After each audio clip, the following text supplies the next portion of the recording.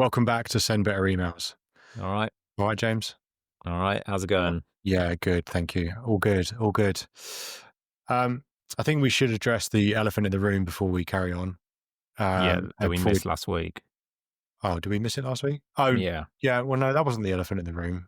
Was it not? No, there must be two. That's my elephant in my room. Okay, well, there's two elephants in the room then. Let's address them one by one. Okay. Well, one of them isn't an elephant in the listener's room. It's just in my room. Okay. Okay, yeah. So we missed an episode last week. Sorry about that. James was away. Was that the excuse we're using? I mean, we've managed to cover absences in the past through the magic of pre-recording. Yeah. So James was away and we're unorganized. Does that cover it? Yeah. Yeah, okay. But what were you away doing? I was in Scotland. Wait, is this the elephant in the room that you're referring to? The second elephant in the room, yeah. Oh, yeah. I'm now a betrothed man. So you were away proposing. That's a bigger elephant in the room than just missing a week on the podcast. As in proposing to my girlfriend, not proposing to like a potential client. No. Because we do run an agency and people might confuse the word proposing there. Yeah. Well, you're only likely to get yes in one of those situations. True. Well, to be fair, I don't know which one you're referring to there as the more likely no, because could go either way. So the slightly larger elephant in the room, maybe even woolly mammoth in the room, was that James is now not a single man. Yeah, I mean, I wasn't before, No. because I think when you have a girlfriend, then you shouldn't really be going around saying that you're single. No, okay, fair. And actually, I still have nothing material to show for my engagement. No, and in the eyes of the law, nothing's changed. So yeah, because when you have a stag do, people are like, "Oh, this is like the last, like night out as a single man." So I actually feel like nothing's changed in that regard. Okay. And don't worry, ladies. So not that big a news, to be honest. Then, if nothing's changed, how are you feeling about your upcoming, unplanned and stag do? Your last night as a single man. I love how you went for the stag do and not the wedding. No, just like, how are you feeling about the stag do? Stag do, yeah. Yeah. How do you feel about the prospect of a stag do? Because you're pretty far away from it, even getting near planning one, right? Yeah. I think we're not going to be quite like Brad Pitt and Angelina, where they were engaged for like 10 years. We're not going to be. I think we also want to, bask in the rays of being engaged and not kind of rush on this period of our lives too quickly. But yeah, obviously the stag do is the main thing. That's like the light at the end of this tunnel. Yeah. And I am looking forward to it. I'm not really a stag do kind of person, and I don't think that will shock anyone who has listened to a couple of episodes of this podcast. I'm not like, I think my idea of a stag do is probably different to kind of what people might imagine when they think of a stag do. But yeah, I'm looking forward to it on the proviso that the person I choose to organize it knows me well enough that they, can do something that I'll genuinely enjoy. I'm not a big fan of these stag do's that are sort of just like a weekend long punishment for the person getting married. I want to actually have a good time, because how often in your life do you get the opportunity to do something like that? So, whoever that person may be, Jamie, will need to take heed of the subtle hints that I might be dropping here and there. Okay, fair. Right. Let's keep our fingers crossed for whoever that is then. Yeah, exactly. Maybe just like a Thursday evening down the Murderers or something. That's all you'll get. That would honestly be preferable to I think, like, for me, like, the worst case scenario is that, like, I find myself in Magaluf. What, you've been abducted and just yeah, exactly, yeah. Which happens sometimes. Yeah. That's what I mean. It's like a Derren Brown episode where, like, suddenly you wake up and you're on a Jet 2 holiday. I had a friend who it was actually really bad. So on his stag do, he was ambushed and kidnapped. but it was pretty dark. Like he was like stripped naked and cable tied his hands together and threw him in the boot.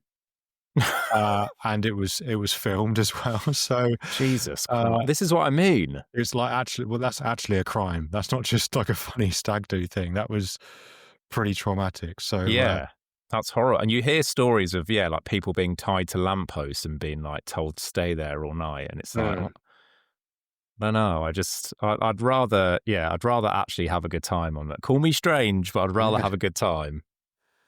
Okay, fine. Well, that's noted. Okay, and about the getting married part, how do you feel about that? Yeah, upcoming prospect. Fine. I haven't put as much thought into that, to be honest, but I think it'll be good. I'm not. It's not going to be a big wedding, I don't think. I think we'll all be fairly low key. One thing that I have been thinking, Jamie, is just like, what terrible, disgusting puns can I make out of the fact that I'm now engaged? Because, of course, as email marketers, one of the frequent words we're using is engaged and engagement and how engaged people are. And so there's like no end of potential ways that I can announce this news on LinkedIn. And I'm just kind of like, I want to make it as gross as possible. Yeah. What's your pun count? You said you drafted a LinkedIn post for it. What's your pun count on the LinkedIn post? I've done, so my drafted LinkedIn post is like the 3 grossest ways to announce that you're engaged if you're an email marketer. Yeah. And so there's 3 kind of core puns that I'm working with. Okay. Yeah. But I feel like one of those, one thing that I haven't included yet is the whole proposal pun, like being an agency owner as well. So that I might have to make it 4. Okay. That's a good pun weighting. Yeah. I've 4 puns. I've A/B tested and finally landed on my preferred version, on my winning version even. What do you think to that? Okay. Which one won, A or B? Well, I don't. It was actually probably like an A, B, D, C, A, B, C, D.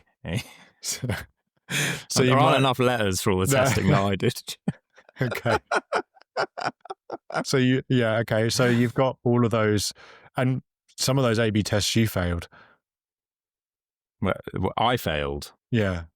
What do you mean? Well, maybe you got dumped. Oh yeah. Oh yeah, very true. Yeah. Okay, I look forward to that LinkedIn post when it comes out.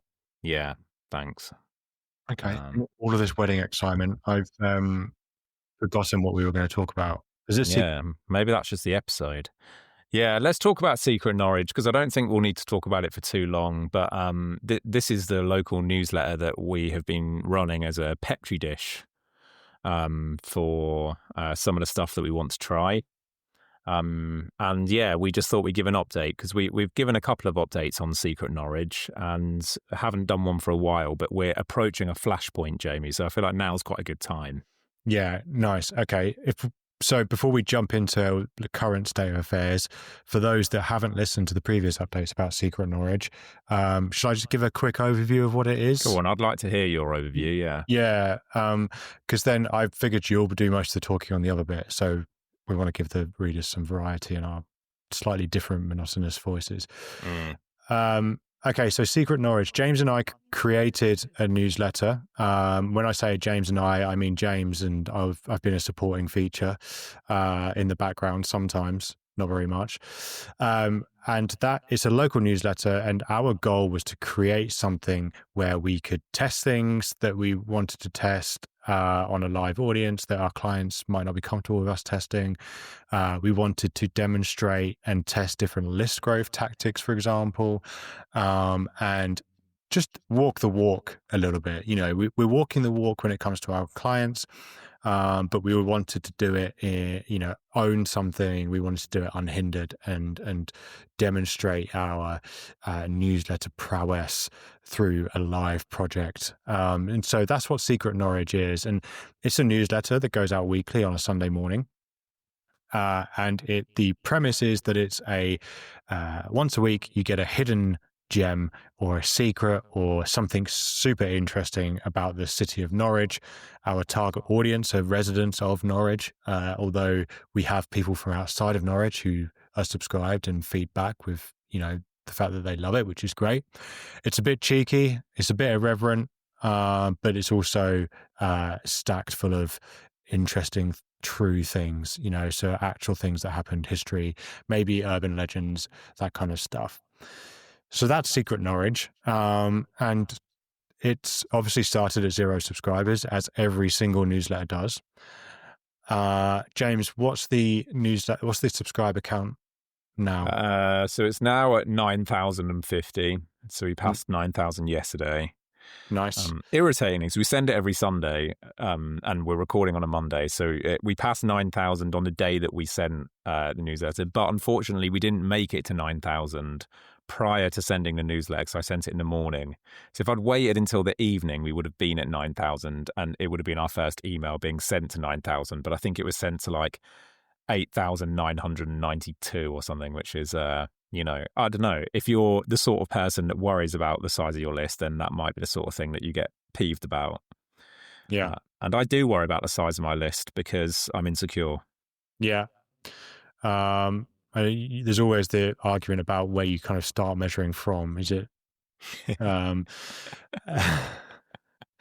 So, Jamie. Oh, sorry. Okay. So that's where it's at the moment. That many subscribers. Open rate is pretty solid. Good click rates. Yeah, it's really good. Hang on, I don't actually have it. It's stupidly, I don't have it in front of me. Give me 1 second. I'll just double check. We're averaging over 50% for open rates, which is really good because, as we've spoken about before, as the newsletter grows, as any newsletter grows, you will always see a decline in open rates, because that's just kind of how the economics of newsletters work. Like the quality of the list becomes slightly worsened, every time you're gaining significant numbers of subscribers. But our open rate is currently 54.87% on average, with a click-through rate of 9.48%. But that's over the last 4 weeks, and because the last email was sent yesterday, that has slightly pulled down both of those averages a bit. So, Fair. The click-through rate is ordinarily above 10%, which is really good. Nice. And this newsletter has been grown in various ways, predominantly through a paid ad campaign. So we're testing different types of content, the most successful one being a video, which our friends over at Indigo Illusions created for us, a little animation video thing. James is the starring voiceover artist on that video.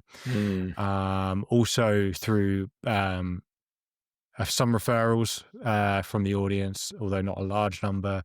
But in the first instance, it was through organic posting, so just spreading the word as much as we could. So that's how that audience got to that size. But James, all of that aside, what is the thing that you wanted to update listeners on today when it comes to Secret Norwich?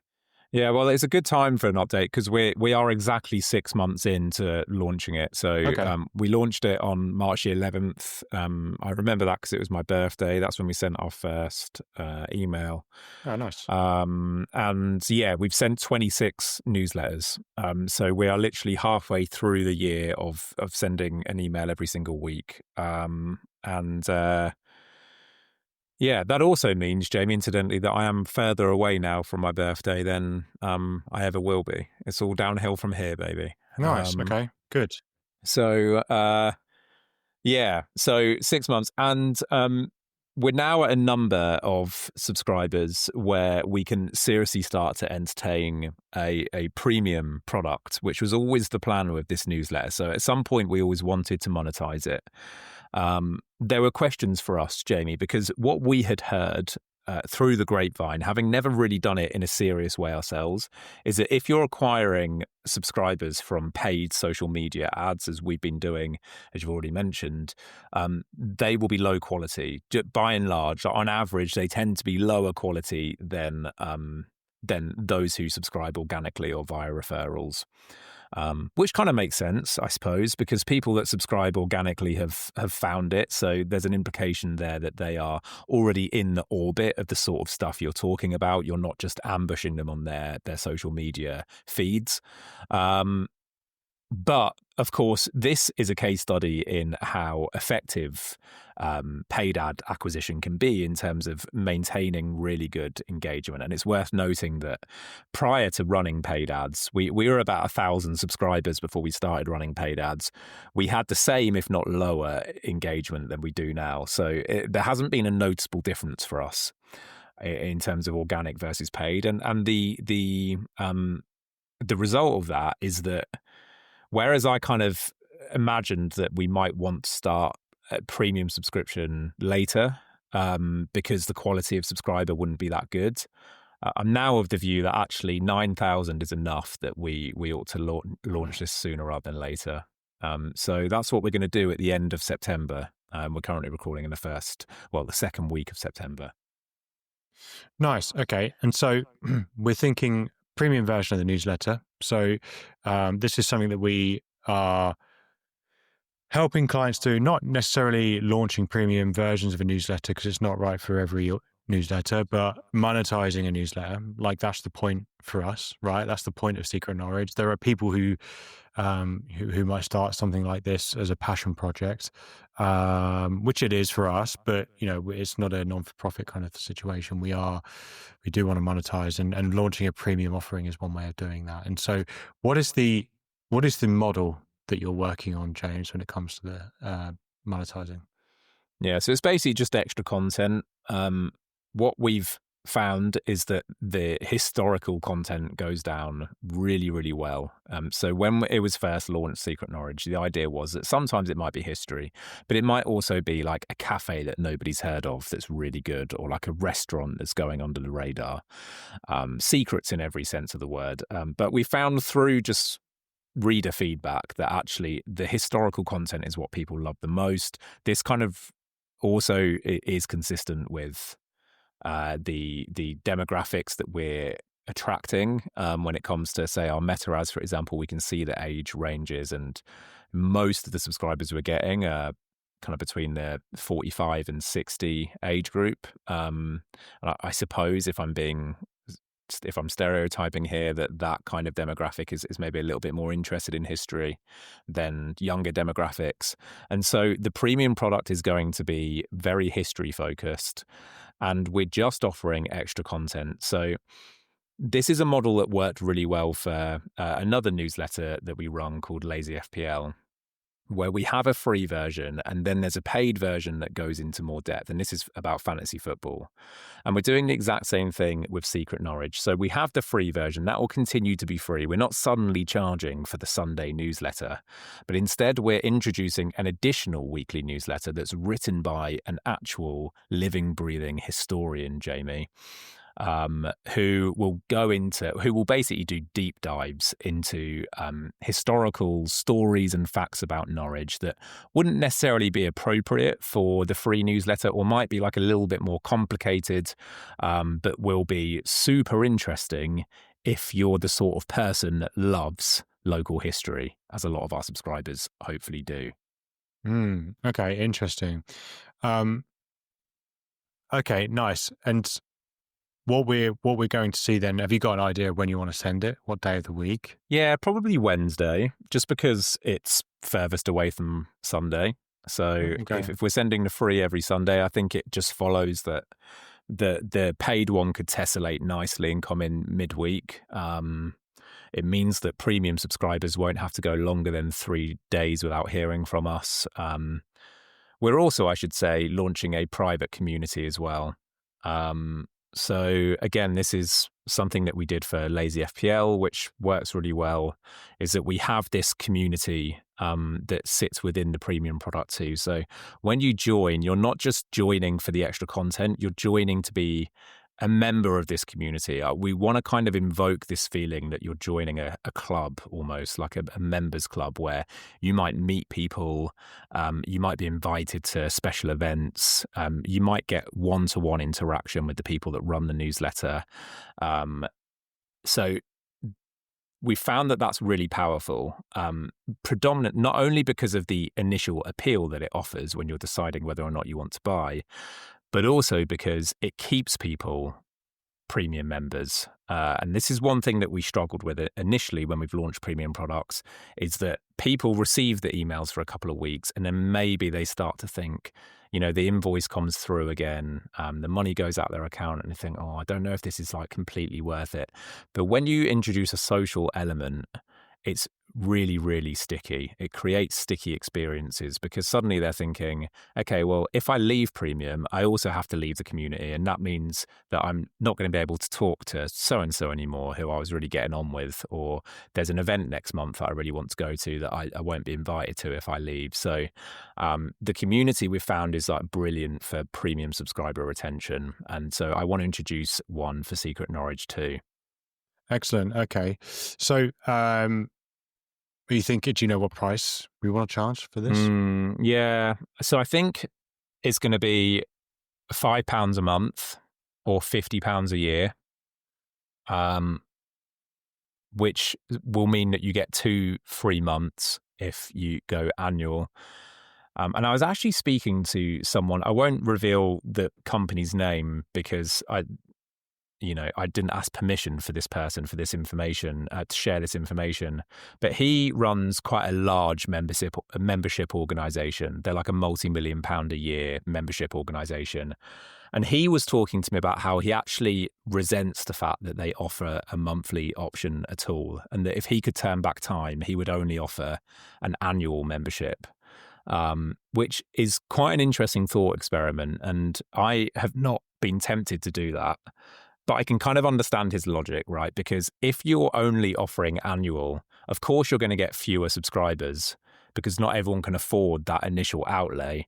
But the subscribers you do get are like super high quality and they basically never drop off, right? Whereas monthly, if you're only paying £5 a month, it's easy to just leave whenever you fancy, and obviously, that means that you then have to calculate, okay, what's my churn rate? It makes the economics of running a newsletter way harder, or running any membership organization way harder. So there's quite an interesting case that maybe we just offer annual. But I think at the moment, monthly a £5, make that bar to entry really low, and then annual's £50. And I'm going to try and make annual as appealing as possible by offering some extra perks that you don't get if you're only on the monthly. Okay, nice. And so we have this idea. We have Secret Norwich. We have the audience. We have the idea to kind of offer launch the premium offering. So what is going to be your first step? So the way that I will launch Secret Norwich Premium is firstly by only telling our most engaged subscribers about it. So what I would really like to be able to do, Jamie, is send an email maybe in a week's time, so 2 weeks before the official launch, and say, look, you guys, and this will only go to people that have read 90% of the emails that we send them. Do you know how many people that is, by the way? I don't know. And because we're acquiring subscribers at quite a rapid rate, it's quite hard to measure because, of course, there are some people that have 100% open rates, but they've only received 2 emails. Yeah. I haven't done a search yet for how many people have 100% open rates and who have also been subscribed for at least, say, 2 months. I would estimate it's probably going to be around 2,000 people. Okay. So I basically want to contact these 2,000 people and say, look, you guys are brilliant. You're super engaged, blah, blah, blah, blah. I'm going to give you early access. And for a limited time only, it's going to be a cheaper price. You can join Secret Norwich Premium before anyone else. And get them in the community, get them interacting, get them, posting content in the community, get some early feedback on these premium emails that we'll be sending them, and then basically use that activity and that feedback to sell premium into the more casual subscribers. So when we do roll it out, we already have 50 people in the Facebook group. We already have testimonials about how excellent the the extra newsletters are. We already have this stuff to use as sales material. Because I think the worst thing is that you share, your premium community in hopes that people will join, and they take a quick glance at it, see that no people are in there, or 3 people are in there, and they get scared off and think, I don't want to be the only person in this. So having a thriving community from the very start, I think, is important, and really the only way you can do that is by giving the users you trust the most exclusive access first. Okay, nice, good stuff. How'd you feel about that? Well, I feel great about that. Yeah, no, that sounds good. Okay, is there anything else that I've forgotten to ask here that you want to bring up in this episode about Secret Norwich?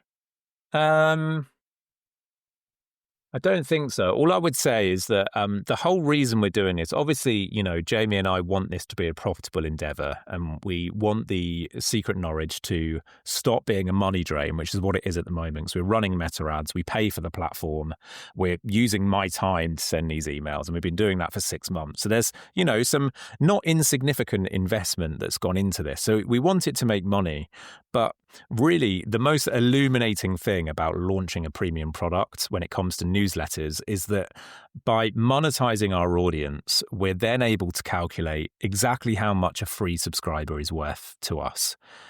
Because if we and we'd do some tabletop maths here, if we take 100 free subscribers and we know that we can convert 2% of our free subscribers into premium. So let's say that's 2 people out of every 100. And we know that on average, those 2 people are going to spend £50 each subscribing if they take out an annual membership. So that's £50 a year each, so £100 a year.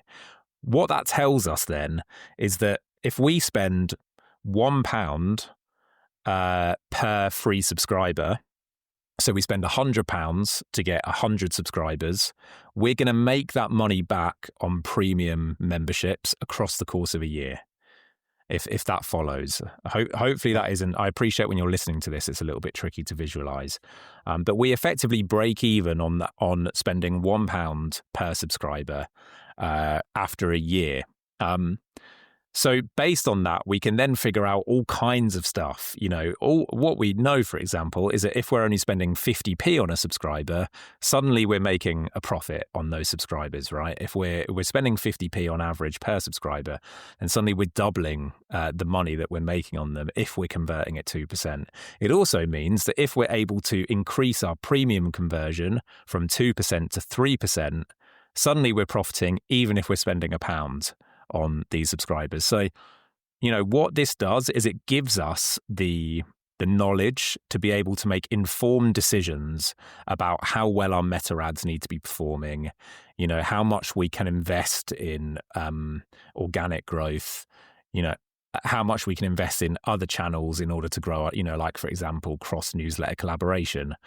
So all of these questions, suddenly, the answers to them stop being speculative and start being concrete. And that's really, really powerful for us, because if we know that we can make a profit on subscribers, so long as we acquire them below a certain threshold, theoretically, there's no reason why we can't just spend, as much money as we possibly can on acquiring them, because it's almost like, we know that eventually we're going to see a return on that investment, which is like an incredible position to be in, and why newsletters as a business model are so appetizing, in my opinion. And that's exactly what's happening with Lazy FPL, by the way. We know how much we can spend on a subscriber, and it means anything under that expenditure is like a huge success, and we'll just continue to do it. Excellent. Cool. And one last question from me. Are there any other routes to monetization that you have in your mind to explore in the future? Yeah, I mean, advertising is the obvious one. And that I have not ruled out advertising. And if an opportunity came my way, I would certainly entertain it. But, we... If we were able to convert at 2%, for example, and we have 10,000 people on the list, it means we're already making about £1,000 a month through premium memberships. It would be very difficult to make that through advertising for a weekly newsletter. If we were sending daily, I suspect that advertising would be a much more important part of how we monetize. But, if we take a £20 CPM, which is cost per 1,000 subscribers that we're reaching. That means even with 10,000 subscribers, the maximum we could charge for an advert is £200 a newsletter, which, if we were able to do that every week, which I think would be a minor miracle, we would make 800. So for me, in a strange way, Jamie, one of the most compelling reasons to start running ads in Secret Norwich is because then we can offer an ad-free experience to premiums.